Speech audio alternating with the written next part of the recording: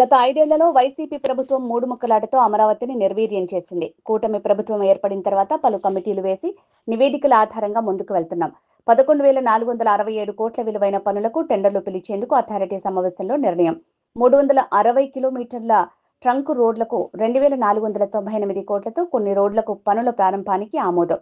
వరద నివారణకు 1,585 కోట్లతో పాలవాగు, కొండవీటివాగు, గ్రావిటీ కెనాల్తో పాటు రిజర్వాయర్ల నిర్మాణానికి ఆమోదం.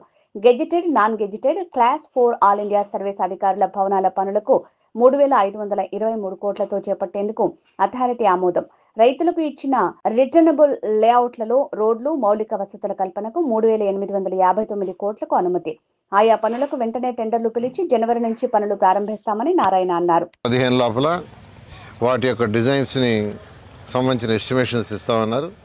అది కూడా ఇవ్వగానే వాటిని కూడా అథారిటీ మీటింగ్లో ఈ నెలాఖరు లోపల అంటే డిసెంబర్ నెలాఖరు లోపల పెట్టి వాటిని కూడా అప్రూవ్ చేసి టెండర్ పిలవటం జరుగుతుంది. ఈ విధంగా అమరావతి రాజధాని ఏదైతే గత ప్రభుత్వం నిర్విరామం చేసిందో దాన్ని మళ్ళా అంటే ఆ రోజు రైతులు 2015 జనవరి 1 ఒక చిన్న నోటిఫికేషన్ ఇస్తే ల్యాండ్ పుల్లింగ్కి కేవలం 58 రోజుల్లో అంటే 2015 ఫిబ్రవరి 28 అర్ధరాత్రికి 34,000 ఎకరాలని మా ముఖ్యమంత్రి గారి మీద నమ్మకంతో ఇచ్చారు.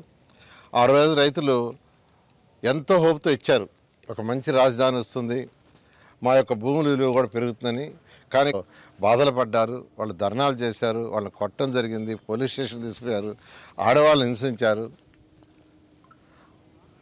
వాళ్ళకి ఈ యొక్క రాజధాని ఇక్కడ ఉండకూడదని రకరకాల ప్రయత్నం చేశారు. ఏదేమైనప్పటికీ ఈ ప్రభుత్వం ఎలక్షన్స్ ముందు ముఖ్యమంత్రి గారు చెప్పడం జరిగింది. దానికి అనుగుణంగానే ఆ రోజు 2014-19లో ఏదైతే రైతులకు ప్రామిస్ చేసామో ఈ రాష్ట్రం యొక్క ప్రజలకి 5 కోట్ల మంది ప్రజలకు ఏదైతే ప్రామిస్ చేస్తే అది ఖచ్చితంగా 100కి 100 రూపాయలు రాబోయే 3 సంవత్సరాలు పూర్తి చేయడం జరుగుతుంది.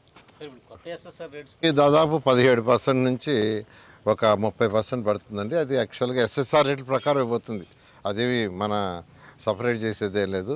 అంటే ఇసుక కానీ శాండ్ కావచ్చు, లేకుంటే కంకర కావచ్చు, సిమెంట్ కావచ్చు, ఏదైతే చీఫ్ కమిషనర్స్ ఒక కమిటీ ఉంటుంది, ఆ కమిటీ ఇయర్లీ వన్స్ డిసైడ్ చేస్తుంది. దాని ప్రకారం ఎస్టిమేట్ చేయడం జరుగుతుంది. ఓకే. కేంద్ర ప్రభుత్వ సంస్థలు అప్పటి నుంచి స్టార్ట్ చేస్తారు, మీరు ఏమన్నా త్వరగా స్టార్ట్ చేయమని కోరుతారా? యాక్చువల్గా దానికి సంబంధించి 2 మీటింగులు గ్రూప్ ఆఫ్ మినిస్టర్స్ జరిగిందండి. ఫస్ట్ గ్రూప్ ఆఫ్ మినిస్టర్లో టోటల్ ల్యాండ్ ప్రజెంట్ అంతా అవైలబుల్ ఉంది, కమర్షియల్ కావచ్చు, రెసిడెన్షియల్ కావచ్చు, అవన్నీను. మన మీటింగ్లో యాక్చువల్గా కొన్ని డిసైడ్ చేశారు యాక్చువల్గా. అయితే వాటిని నెక్స్ట్ అథారిటీ మీటింగ్ తీసుకొచ్చి దాని ముందు తీసుకోవడం జరుగుతుంది.